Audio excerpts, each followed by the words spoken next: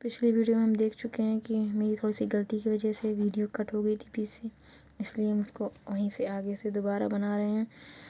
तो जैसा कि मैंने पिछली वीडियो में बताया था कि हमारी ये जो बनेगी आइडेंटिटी मैट्रिक्स बननी चाहिए, ठीक है। ये हमेशा याद रखेंगे, ये हमेशा बनती है। जो हमारे बेसिक वेरिएबल्स होते हैं वो हमेशा आइडेंटिटी मैट्रिक्स फॉर्म करते हैं, ठीक है। और दूसरा क्या है, Z J equal to C B transpose X J के बराबर होता है, ठीक है। तो जेड जे क्या होगा, यहाँ पे 0 0 0 है, ये हमारा जेड जे है। ये जेड जे है। C B transpose C B ये है, गलत, सी बी ये है, इसका ट्रांसपोज करेंगे एक्स जे से तो ये आएगा, ठीक है। और ये जो है 0 के बराबर आ जाएगी। जैसे कि मैंने बताया इसका इसे जैसे शॉर्ट फॉर्म में क्या तरीका था, इसको इससे मल्टीप्लाई करो ऐड करो, इसका इससे मल्टीप्लाई करो ऐड करो, 0 × 1 + 0 × 0 + 0 × 3, इसका इससे मल्टीप्लाई करो, ठीक है। इसका जो भी आंसर आए, 0 आया इसका आंसर, उसको सी जे से माइनस कर दो। सी जे क्या है, ये इससे माइनस कर दिया आंसर 3।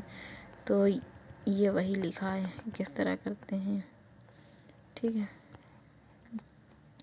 अब देखते हैं, अब हमारा ये जो एंटरिंग वेरिएबल आया, लीविंग वेरिएबल आया, उसमें क्या है देखो clearly, if we increase value of x2, इसमें क्या है, जो x2 हमारी वैल्यू इंक्रीज हो रही है, मतलब x2 जो है उसमें आ रहा है, बस हमें इसमें जो था ऊपर इसमें जो हमारा बना, तो इसके हिसाब से हम क्या कह सकते हैं, इसमें हम कह सकते हैं कि x4 जा रहा है और x1 आ रहा है। इसमें ग्राफ में क्या बोल सकते हैं, 0, 0 से चलना स्टार्ट किया, किस तरफ चलना स्टार्ट किया, x2 की तरफ, क्योंकि x2 हमारा जो है एंटरिंग वेरिएबल है, तो एंटरिंग वेरिएबल की तरफ ये चलेगा, ठीक है। अब हमें बताया नहीं इसने रुकना कहाँ है, ये कौन बताएगा, ये मिनिमम रेशियो बताएगा। मिनिमम रेशियो ने बताया हमें 6 पर रुकना है, ठीक है। 6 पे जाके हम रुक गए। 6 कहाँ है, यहाँ पे, ग्राफ से सॉल्व करेंगे यही आंसर आएगा। 6 पे जाके हम रुक गए, ठीक है। अब 6 में जाके रुक गए, अब हमें कहाँ जाना है, अब यहाँ पे हमने ग्राफ बना के देख लिया, तो हमें पता चल रहा है, जहाँ पे ग्राफ नहीं बना के देखेंगे क्योंकि हर बार तो हम ग्राफ बनाएंगे नहीं, तो हम यहाँ पे ग्राफ बना के देखा हमने विजुलाइज करने के लिए, लेकिन हर बार तो हमारे पास इतना टाइम नहीं होता कि हम ग्राफ भी बनाएं फिर उसे विजुलाइज करें। तो अभी हम क्या करेंगे, अब हम लोग पता करेंगे कि अब हमें किस डायरेक्शन में जाना है। अभी तो हम यहाँ आके रुक गए, अब क्या करेंगे, Z J minus C J and choose the most negative coefficient. अब Z J minus C J करेंगे, उसमें मोस्ट नेगेटिव कोफिशिएंट को चूज़ करेंगे, जैसे कि हमने वहाँ चूज़ किया था -5। Z J minus C J then move that the direction and, अगर जहाँ पर ही ग्रेटर देन 0 होगा देन ऑप्टिमलिटी कंडीशन रीच, मतलब जहाँ पे पॉजिटिव सबका आंसर आ जाएगा वहीं पर ऑप्टिमलिटी जो कंडीशन है वो अब प्राप्त कर लेगी अपने आप को। Z J minus C J value of basic variable equal to 0 always, मतलब Z J minus C J की जो बेसिक वेरिएबल्स की वैल्यूज़ है वो हमेशा 0 आएगी, जैसे कि ये आई, जैसे कि यहाँ पर आई, ठीक है। और ये देखेंगे आगे, now x2 will enter and become basic variable, x2 अब एंटर कर गया, x2 एंटर करने क्या मतलब है, x2 जो है बेसिक वेरिएबल बन गया है। x2 को हमने 0 माना था और नॉन बेसिक माना था, लेकिन x2 जैसे एंटर किया हमें पता चल गया हमने गलत माना था, मतलब x2 जो हमारा बेसिक वेरिएबल है, तो x2 हमारा बेसिक वेरिएबल बन गया। और मतलब ये बेसिक में एंटर भी कर रहा है। Now to decide the leaving variable we calculate minimum ratio. अब मिनिमम रेशियो कैलकुलेट करेंगे, जैसे कि हम बता चुके हैं, ऊपर उसको नोट्स में प्रॉपर लिखा हुआ है, ताकि इसको अच्छे से आप लोग नोट डाउन कर लें और आपका फ़ायदा हो सके। After knowing that we direction of the move minimum ratio ensure where to stop, हमें बताया जो आंसर मिनिमम रेशियो का है वो हमें बताता है हम कहाँ पर रुकना है, ठीक है। और फिर वही आगे देखते हैं, minimum ratio determine the maximum distance we can move along this direction without leaving the feasible region. मतलब ये जो है हमारा 6 आया है, ये हमको बता रहा है हमको मिनिमम जो है कितना चलना है मैक्सिमम, जिससे हमारा फिजिबल रीजन जो है हम ना छोड़े और फिजिबल रीजन में ही रहे। ठीक है, minimum ratio test help us to determine the next feasible corner. मैंने मिनिमम रेशियो जो है वो हमें बताता है कि हमारा नेक्स्ट फिजिबल कॉर्नर कौन सा है और हमारा ऑप्टिमम सोल्यूशन कहाँ है। मिनिमम रेशियो क्या है, बीजे बाय एक्स जे, जो हमने 6 आया था हमारा वो बीजे बाय एक्स जे मिनिमम रेशियो था। Since x2 is entering so the column x2 is become the point column. मतलब x2 जो है पॉइंट कॉलम बन गया। x2 पॉइंट कॉलम होने का मतलब x4 जो है वो लीव कर रहा है, तो मतलब x2 का जो एंट्री है pivot entry. Column R intersect point of the pivot row. मतलब अब ये जो हमारा x2 आया था, अब मतलब हमें जो चलना है वो x1 के डायरेक्शन में चलना है। ठीक है, the pivot column it if pivot element is equal to 1 proceed. Pivot element is not equal to 1, अगर 1 है तो प्रोसीड करेंगे, नॉट इक्वल टू 1 है तो क्या करेंगे 1 बाय अल्फा, मतलब कोई भी वेरिएबल है तो 1 बाय अल्फा से डिवाइड कर देंगे, मतलब रो ऑपरेशन लगाएंगे। अब देखो यहाँ पर 2 आ रहा था, हमारा 2 आ रहा था तो 1/2 कर दिया, सब में 1/2 1/2 1/2। ठीक है, ये रो ऑपरेशन लगाया हमने, ये रो ऑपरेशन लगाया था जिससे कॉलम सब चेंज हो गई। हम लोग क्या करेंगे, x2 बेसिक हो गया, correspond to basic variable not identity matrix. Identity matrix नहीं रही, अब हम आइडेंटिटी मैट्रिक्स हमारी क्या बनेगी, एक ये है, एक ये है और एक ये है, ये आइडेंटिटी मैट्रिक्स हो गई। ठीक है हमारी, मतलब ये बेसिक वेरिएबल हो गए। अब यहाँ पे क्या होगा, यहाँ पर जेड जे माइनस सी जे जब जैसे करेंगे, मतलब हम क्या करेंगे पहले उसको उतार लेंगे जो हमारी है, फिर इसका मल्टीप्लाई, इसका मल्टीप्लाई, प्लस करेंगे और माइनस ऐसे करेंगे तो फिर से -3 आएगा। फिर क्या करेंगे दूसरे के लिए, इसका मल्टीप्लाई, इसका मल्टीप्लाई, इसमें 5 - 5 हो जाएगा तो ये 0 हो जाएगा। 0 × 0 0, 5 × 1 5, 0 0 माइनस हो जाएगा तो ये, इसी तरह से ये सारी एंट्रीज लिख लेंगे। और इसमें मोस्ट नेगेटिव कौन सा है, मोस्ट नेगेटिव -3 है। अब ये जाएगा अंदर, इसमें 4, यहाँ मिनिमम कॉलम क्या बनेगा 4/1 और ये क्या आएगा 6/3, यानी 6/3 यानी 2 जो है मिनिमम है, मतलब यहाँ से एंटर करेगा और ये मिनिमम रेशियो यहाँ से चला जाएगा, मतलब x5 जो है यहाँ से चला जाएगा। x5 जाएगा तो एंटर कौन करेगा, x1 एंटर करेगा। x5 जो है लीविंग है, x1 जो है एंटरिंग वेरिएबल है। ठीक है, x1 will enter in basic. x1 का एंटर करने का क्या मतलब है कि अब हम लोग x1 की डायरेक्शन में चलेंगे। वहाँ पे x2 एंटर किया था, इसका मतलब ये था हम x2 की डायरेक्शन में चलेंगे। x2 डायरेक्शन में चले, अब हमें x1 आया आंसर, तो मतलब x1 की डायरेक्शन, x1 ये है और x2 ये है, x1 के डायरेक्शन में चलेंगे। अब हमें ये तो बता दिया इसने हमें चल देना है, लेकिन चलना कितना है ये हमें आगे पता चलेगा। ये हमें पता चलेगा, आगे कॉलम बनाई हमने और ये देखा, ये देखने के बाद हमने इसको जो है 1 बनाया। अब ये देखो, ये हमें फिर आइडेंटिटी मैट्रिक्स मिल गई। यहाँ पे आइडेंटिटी मैट्रिक्स रहेगी हमेशा। ठीक है, तो अब आगे चलें। अब हमने आगे देखा, अब यहाँ पर जो है हमारा देखो सबके आंसर पॉजिटिव आ चुके हैं, मतलब ऑप्टिमलिटी कंडीशन जो अचीव हो गई है हमारी। जेड जे माइनस सी जे, ये ऑप्टिमलिटी कंडीशन रीच हो गई है। ठीक है, तो इसमें क्या है, द ऑप्टिमम सॉल्यूशन 2 3, मतलब ना कोई एंटर करेगा ना कोई लीव करेगा।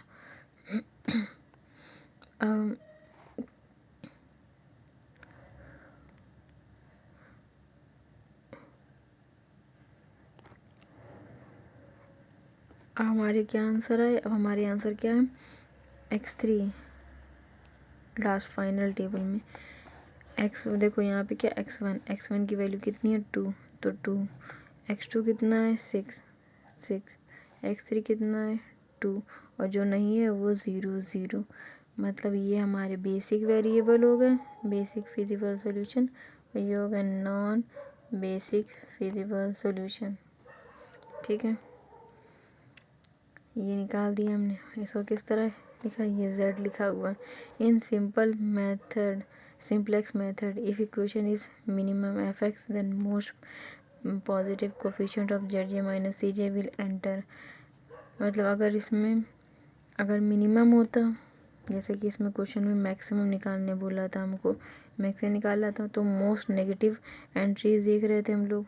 ठीक है, अगर हमारा आंसर में मिनिमम होता तो मोस्ट पॉजिटिव एंट्री देखते हमको।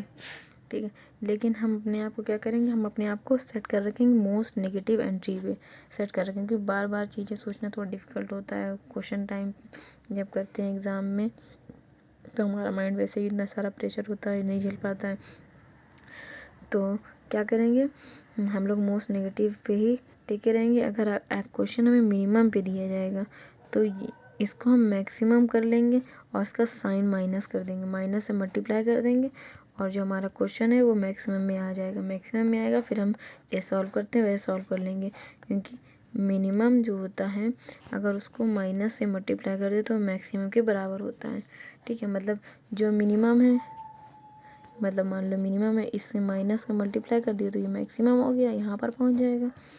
ठीक है, in simplex method preserve the feasibility, simplex method में प्रिजर्व करती है फिजिबिलिटी। देखो जैसे कि यहाँ पे हम क्या किया था, यहाँ पे चले थे x2 की डायरेक्शन में, पहले x2 लीव किया था तो x2 डायरेक्शन में चले थे, 6 आया था मिनिमम रेशियो, 6 पे रुक गए थे। ठीक है, और फिर इसके बाद यहाँ रुक गए थे, फिर हमारा क्या x1 आया था, x1 पे गए थे। ठीक है, और फिर हमारा 2 आया था, तो मतलब इस पॉइंट पे, मतलब यहाँ पे 2 आया था। उसके बाद जो है सब में जो है पॉजिटिव नंबर आ गए थे, zj माइनस cj, मतलब हमारा पर जो ऑप्टिमम सोल्यूशन है वो यहीं पर है। ठीक है, इसका मतलब यही ऑप्टिमम सोल्यूशन है हमारा। और ये देखो सबसे शॉर्टेस्ट पाथ चूज़ किया, मतलब यहाँ से भी जा सकता था वो, तो वो यहाँ से भी सकता था,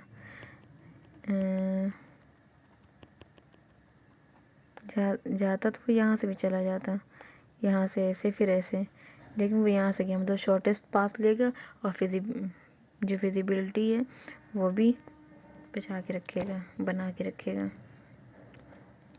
ठीक है, simplex method preserve the feasibility, move towards optimality, duality preserve the optimality. अब डुअलिटी हम आगे बात करेंगे, डुअलिटी क्या होता है अगले लेक्चर में।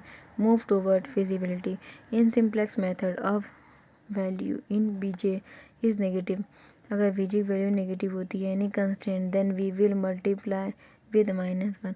अगर बीजे की वैल्यू कहीं भी कंस्टेंट की वैल्यू नेगेटिव है तो उसको -1 से मल्टीप्लाई करेंगे और उसे हमेशा पॉजिटिव ही बनाएंगे।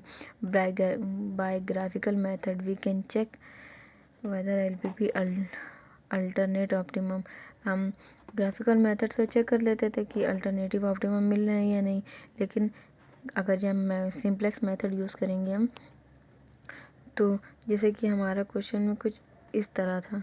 ठीक है, इस तरह कुछ बन रही थी, तो हम क्या कर रहे थे कि यहाँ से चल के यहाँ पे जा रहा था, यहाँ पे हमें ऑप्टिमम सोल्यूशन मिल जा रहा था। लेकिन मान लो कि ऑप्टिमम सोल्यूशन ये भी मिल रहा हो और फिर आगे चल के यहाँ पे भी ऑप्टिमम सोल्यूशन मिल रहा हो। अगर हमारे पास 2 सोल्यूशन हो, अल्टरनेट ऑप्टिमा बोलते हैं जिसे, वो हो, तो हमें कैसे पता चल जाएगा, क्योंकि यहाँ पर ही सारी पॉजिटिव आ जाएंगे तो हम आगे चेक ही नहीं करेंगे। ठीक है, ये अगर चेक नहीं करेंगे और अल्टरनेटिव का आ गया तो हम क्या करेंगे, हम कैसे पता चलेगा, तो हम इसके बारे में बात करते हैं। How to check using simplex method, अगर सिंप्लेक्स मेथड में कैसे चेक करेंगे। अगर देखो एक एग्जांपल लेते हैं, इसमें क्या है, हमारे पास 3 वेरिएबल्स हैं, 2 इक्वेशंस हैं। ठीक है, 2 इक्वेशन है, और यहाँ पर देखो, यहाँ पर जो हमारा ग्राफ बनाया है हमने, ये ग्राफ बनाना आपको आता है, लेक्चर 1 में बता चुके हैं ग्राफिकल मेथड, उस पर जाके देख लीजिएगा। ठीक है, और यहाँ ये हमारा ऑप्टिमम सॉल्यूशन आ रहा है यहाँ पे। तो यहाँ पर जब देखेंगे कि इस पॉइंट पे ये, तो हमारा ये जो है यहाँ पर अल्टरनेट ऑप्टिमा बनेगा, मतलब दो जगह सेम वैल्यू मिल रही है, हमारे मैक्सिमम सेम वैल्यू मिल रही है। अब हम लोग कैसे पता करेंगे कि ये हमारा अल्टरनेट ऑप्टिमा क्वेश्चन है या नहीं। ना सॉल्व सिंप्लेक्स मेथड। अब सिंप्लेक्स मेथड सॉल्व करते हैं। यहाँ पे n=4 m=2 है, ठीक है। तो n=4 m=2 यानी 4 - 2, मतलब दो वेरिएबल्स को 0 पुट करना है, ठीक है। दो कौन से होंगे, यहाँ पर देखो, यहाँ पर ग्रेटर देन का साइन है, मतलब एक यहाँ वेरिएबल ऐड होगा, एक यहाँ वेरिएबल और होगा, तो x3 और x4 ऐड होंगे। लेकिन हम लोग क्या x1 x2 को 0 पुट करके चलेंगे, ठीक है। तो x1 x2 को 0 लिया। अब जैसे बताया पिछले तरह, वो हमने पूरी टेबल बना ली। हम लोग क्या करेंगे, ये इंटू ये इंटू ये, 0 आया -2। अब ये इंटू ये आंसर कितना है -4। इनका मल्टीप्लाई, ये सब तो वैसे भी 0 आ जाएंगे, क्योंकि आइडेंटिटी से मल्टीप्लाई करने पे जल्दी माइनस सीजे करेंगे तो वो 0 ही आता है हमेशा। लेकिन करके देखेंगे, अगर कहीं हमारा 0 नहीं आ रहा, मतलब हमने कहीं गलती की है, तो हमें उसको सही करना होगा, तो हमें बता देगा, ठीक है। अब यहाँ देखेंगे मोस्ट नेगेटिव नंबर -4, -4 के ऊपर जाएंगे। अब यहाँ रेशियो देखेंगे 5/2 और 4/1, ठीक है। 4/1 मतलब 4, ये कितना होगा 2 2 ज़ा 4, 0.25 ज़ा 10, मतलब 2.5। मिनिमम मिल गया। मिनिमम रेशियो क्या है, ये मतलब ये जो है लीव कर जाएगा, मतलब x3 जो है वो लीव करेगा, और एंटर कौन करेगा, x2 एंटर करेगा, ठीक है।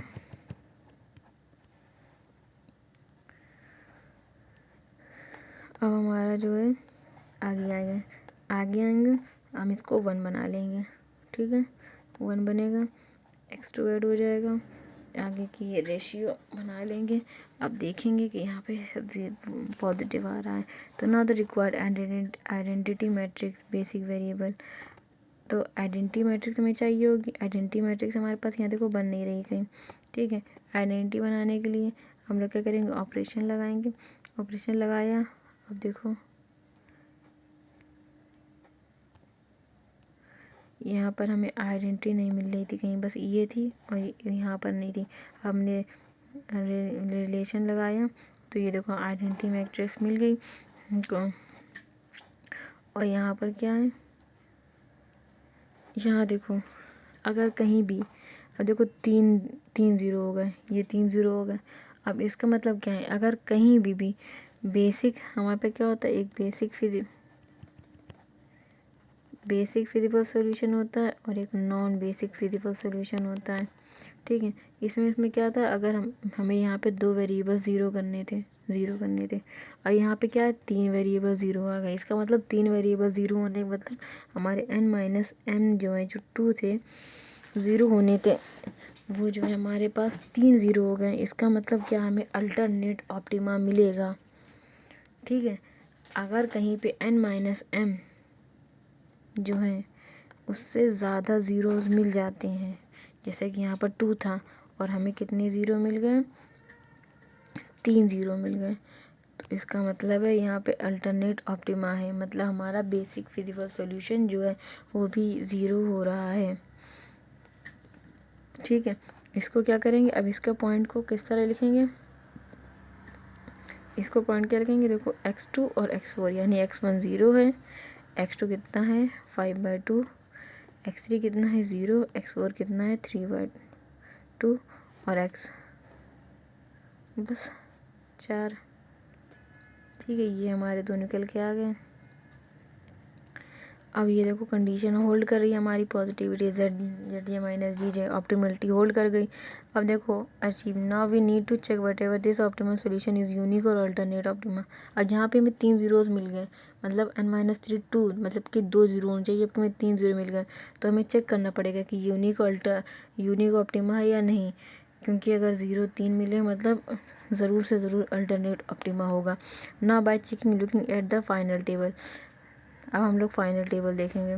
We can say that the problem has alternate optima. We know that the coefficient ZJ minus GJ equal to 0 basic variable Z 2 is x2 और x4। x4 basic feasible solution है, जो कि इसमें से x4 जो है वो 0 हो रहा है। But here the final table we can see that ZJ minus GJ also for a non basic variable x1 and in the column of the basic non-basic variables x1 there are at least one strictly positive entry। यहाँ पर strictly positive entry की तरफ जाएंगे। hence we can claim that the LPP has alternative solution। अब यहाँ पे हम claim कर देंगे, जैसे कि मैंने बताया, अगर हमें बेसिक फिजिबल सोल्यूशन में भी कोई भी एक भी बेसिक सोल्यूशन जो 0 मिल जाता है, मतलब अल्टरनेट ऑप्टिमा एग्जिस्ट करता है, and to find the other optimal solution. अब हम लोग दूसरा ऑप्टिमल सोल्यूशन देखेंगे। Enter non basic variable minimum ratio, leave the basic variable we can find. अब यहाँ पे देखो, हम x1 की तरफ जाते हैं, x1 में जाएंगे। और यहाँ पे हमारा मिनिमम रेशियो, यहाँ देखो ये कितना है, 5/5 नहीं 5/2/5 तो आ जाएगा बाय, इसको करेंगे बाय 1 तो 5/2 इंटू 1/5, ये 5 चला गया, यानी 1/2 आ जाएगा। ठीक है, वैसे ही यहाँ पे 3 आ जाएगा। और यहाँ पे जब एंटर करेंगे तो x4 जो है यहाँ से लीव कर जाएगा, 3 आ जाएगा। ठीक है, जब ये लीव कर जाएगा तो यहाँ पे एंटर कौन करेगा, x1 एंटर करेगा। और x1 दिखाओ, यहाँ पर भी वही है। और यहाँ पर क्या है, यहाँ पर हमें अल्टरनेट ऑप्टिमा मिल रहा है, क्योंकि यहाँ पर भी 3 है ज़ीरोस। ठीक है, पिछले PDF में देखना, वहाँ पे एक जगह पे 0 2 0 0 0 2 0 0 0 2 0 0 इस तरह के 3 जगह मिल रहे थे हमें। यहाँ पर 3 लाइनें कट कर रही थी, जहाँ 3 लाइनें कट कर रही हों और 3 एक जैसे सोल्यूशन मिल रहे हैं, और ZJ माइनस CJ जो है ग्रेटर देन 0 वहाँ पर अल्टरनेट ऑप्टिमा मिलता है। ठीक है, अल्टरनेट ऑप्टिमा बताया था हमने, डिजेनरेट सोल्यूशन अल्टरनेट ऑप्टिमा।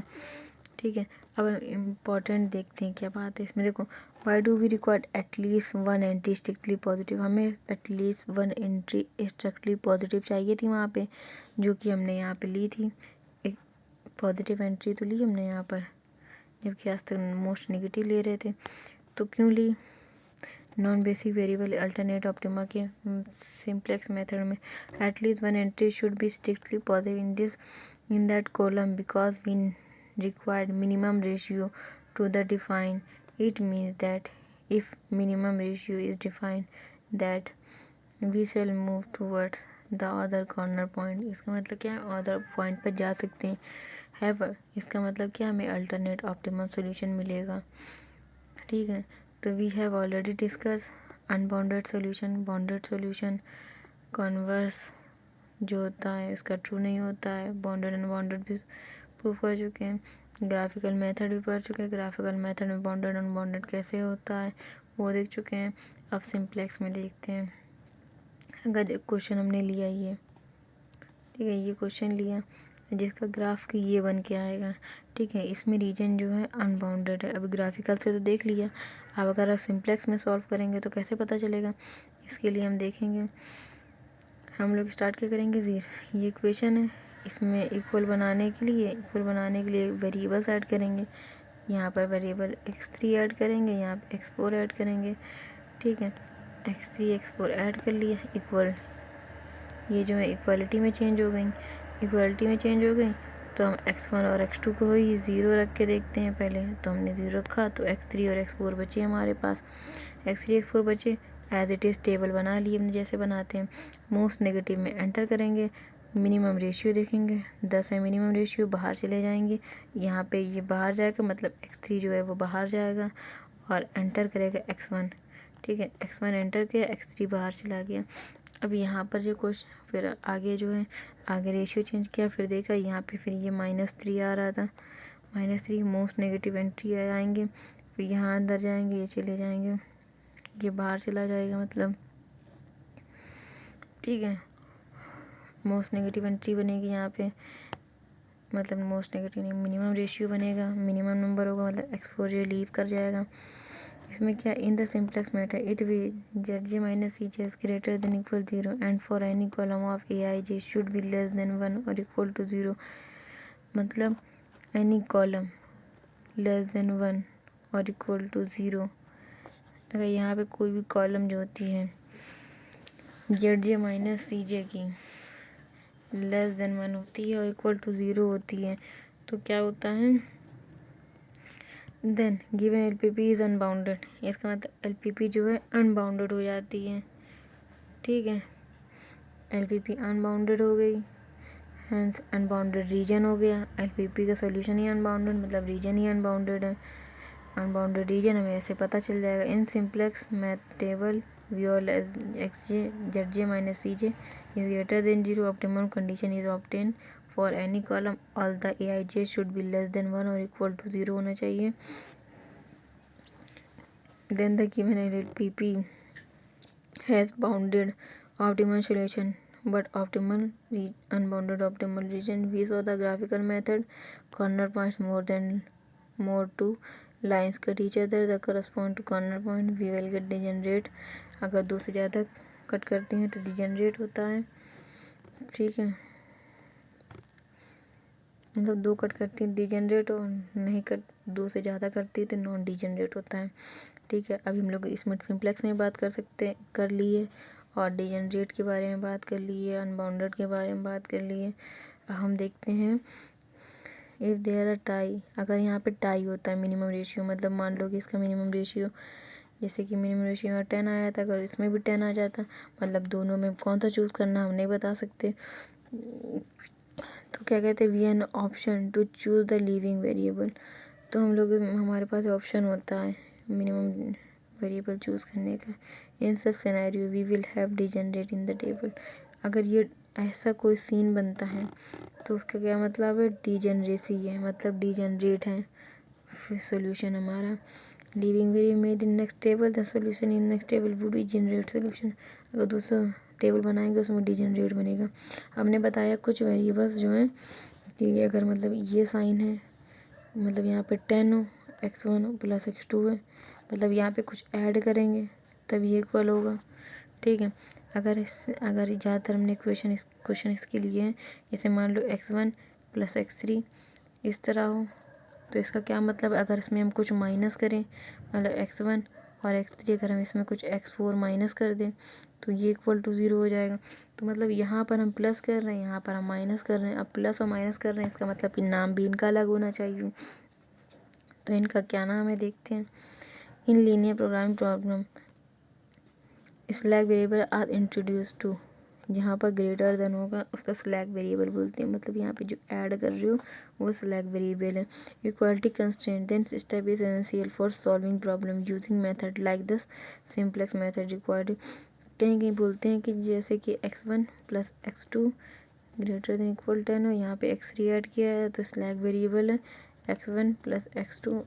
अगर इस तरह है तो यहाँ पे x4 जो ऐड किया है तो इसे सरप्लस बोल देते थे। अगर यही सोचो यहाँ पर लिया है तो यहाँ माइनस कर दो, तो बात तो वही है, चाहे यहाँ पर प्लस करो चाहे यहाँ पर माइनस करो, दोनों एक ही बात है, ठीक है। तो कंफ्यूज मत होना। तो इसमें क्या होता है, जो स्लैक वेरिएबल्स होते हैं वो नॉन नेगेटिविटी होल्ड करते हैं, मतलब वो नेगेटिव नहीं होते हैं। ये डिसीजन वेरिएबल्स नहीं होते क्योंकि इन्हें हम अपने पास से ऐड कर रहे हैं, जो हमारे क्वेश्चन में कोई भी बदलाव नहीं लाएंगे और ऑब्जेक्टिव फंक्शन को भी चेंज नहीं करते। अब LPP हमारी क्या बनती है, LPP तो कंस्टेंट लेस देन साइन है तो ग्रेटर देन साइन है, तो हम लोग ये हमारी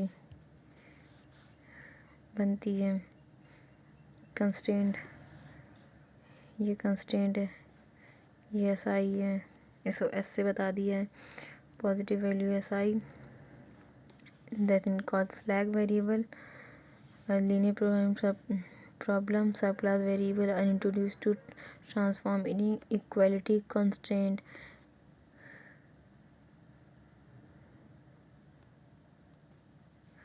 अगर ये सिंबल यूज़ हो रहा है, ठीक है, तो इसे यूज़ कर रहे हैं तो इसे बोलेंगे सरप्लस वेरिएबल, ठीक है, इसको इक्वलिटी में बदलने के लिए। और सरप्लस वेरिएबल उसी फ्लैग की तरह होते हैं, क्या होते हैं, ये प्रेजेंट जो होते हैं वह चेंज नहीं करते हैं और ना हमारे ऑब्जेक्टिव फंक्शन चेंज करते हैं, पॉजिटिव होते हैं। अगर ये साइन होते हैं तो यहाँ पर बी आई यूज़ किया है यहाँ पे, तो यहाँ पर देखो इसको माइनस करते हैं, मतलब या बोले इसको यहाँ भेज दें तो यहाँ इसे ऐड करते हैं, बोल सकते हैं। कुछ लोग इस साइड ऐड, कुछ लोग इस साइड ऐड करते हैं और हम जो है यहीं पर माइनस कर देंगे समझने के लिए। नॉन नेगेटिविटी होते, डिसीजन वेरिएबल नहीं होते, कंट्रीब्यूट नहीं करते कुछ, ठीक है। अनरिस्ट्रिक्टेड वैल्यूज़ मतलब क्या होता है, ये तो ऐसे ही है। एक्स आई विच आइदर पॉजिटिव ज़ीरो और non zero is called unrestricted variable, मतलब कोई इसमें रिस्ट्रिक्शंस ना हो, कुछ भी हो सकता है वो। अब कैनोनिकल फॉर्म देख लेते हैं। तो कैनोनिकल फॉर्म क्या होती हैं एलपीपी की? कैनोनिकल फॉर्म होती हैं फॉलोइंग कंडीशन को ऑक्यूपाई करें, मतलब ऑब्जेक्टिव फंक्शन अगर मैक्सिमाइज है तो उसमें ये सिंबल होना चाहिए, अगर मिनिमाइजेशन का है तो उसमें ये सिंबल होना चाहिए। मतलब अगर मिनिमाइजेशन का है तो उसका ये सिंबल होना चाहिए, और जितने डिसीजन वेरिएबल्स हैं वो ग्रेटर देन ज़ीरो होने चाहिए, ठीक है। अगर ये है तो कैनोनिकल फॉर्म में है, ठीक है। जैसे एग्जांपल देखते हैं, ये क्वेश्चन दी गई है, हमें ये सिंबल है, मैक्सिमम है, ठीक है, ये सिंबल मैक्सिमम, ये नहीं है तो इसको सही करेंगे। इसको सही करने क्या करेंगे, माइनस से मल्टीप्लाई करेंगे तो ये इस सिंबल में आ जाएगा। सारे कंस्टेंट ज़ीरो ग्रेटर देन है, हाँ ठीक है। मतलब कैनोनिकल फॉर्म में स्टैंडर्ड फॉर्म क्या होता है, जनरल एलपीपी से to be standard form it is having following characterise. इसमें क्या होता है, ये पॉजिटिव होना चाहिए, मतलब ग्रेटर देन इक्वल ज़ीरो होनी चाहिए, जो कंस्टेंट होनी चाहिए वो इक्वल टू के होनी चाहिए, और decision variable greater than equal zero होनी चाहिए। मतलब दोनों में डिफरेंस क्या है, दोनों डिफरेंस क्या है, अगर मैक्सिमम है तो ये साइन होना चाहिए लेस देन का, ठीक है। अगर मतलब ग्रेटर देन का, अगर मिनिमम है तो लेस देन का साइन होना चाहिए, मतलब मैक्सिमम, ठीक है, और बड़ा साइन, मिनिमम छोटा साइन, इस तरह याद रखते हैं, ठीक है। और जो हमारे कंस्टेंट है वो हमेशा पॉजिटिव रहेंगे दोनों टाइम। इसमें क्या होगा, एलएचएस हमेशा पॉजिटिव होना चाहिए, मतलब बीआई हमेशा ज़ीरो से बड़ा होना चाहिए, मतलब ऐसा नहीं होना चाहिए ऐसे करके -4 नहीं होना चाहिए। इसको -4 है तो प्लस माइनस से मल्टीप्लाई करो और इसको 4 बनाओ, फिर इसको 4 बनाओ, ठीक है, तो होना चाहिए। और ये जो है हमारा इक्वल टू होना चाहिए और फिर ये पॉजिटिव होने चाहिए। ये कंडीशन होल्ड करते हैं तो हमारे स्टैंडर्ड फॉर्म हो जाते हैं, ठीक है। हम लोग क्या है, हमारा लगभग एलपीपी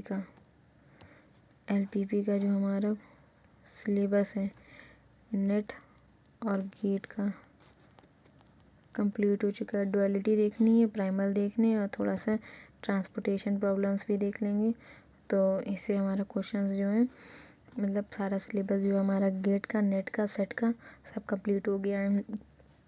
हम लोग क्या करेंगे, दो या 3 लेक्चर लगेंगे, इसके बाद हम क्वेश्चन प्रैक्टिस करेंगे, ठीक है। क्वेश्चन प्रैक्टिस करेंगे फिर PYQ लगाएंगे, ठीक है। एक सेशन आएगा क्वेश्चन प्रैक्टिस का, एक लेक्चर, और 2 लेक्चर एक लेक्चर ही PYQ का लगेगा, ठीक है। क्योंकि नेट में इसकी ज़्यादा कोई इम्पोर्टेंट नहीं है, ठीक है, करो तो ठीक, ना करो तो ठीक टाइप का। लेकिन गेट में ये लगभग 10 to 12 मार्क्स की आती है, ठीक है। एक LPP और एक न्यूमेरिकल एनालिसिस जो है आपका गेट एग्ज़ाम निकलवा सकती है। इसको अच्छे से पढ़ें, जो गेट एग्ज़ाम दे रहे हैं वो ज़रूर, और अच्छे से प्रॉपर नोट्स बनाएं। क्वेश्चन प्रैक्टिस के 1 या 2 लेक्चर आएंगे और PYQs के भी आएंगे, ठीक है।